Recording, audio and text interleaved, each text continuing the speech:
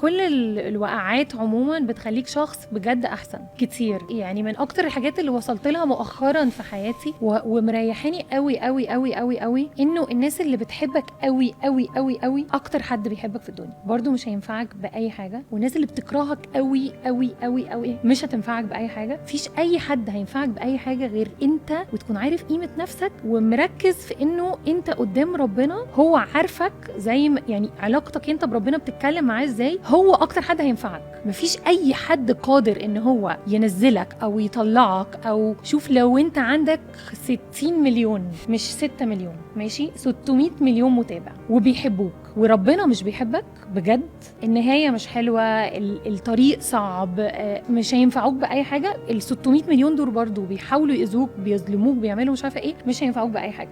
فالكونكلوجن انه الناس مش هتعمل حاجة. يعني خلينا نحط الناس على جنب ونكمل طريقنا طول ما احنا عارفين نفسنا. فدي دايما انا بقولها كتير للناس.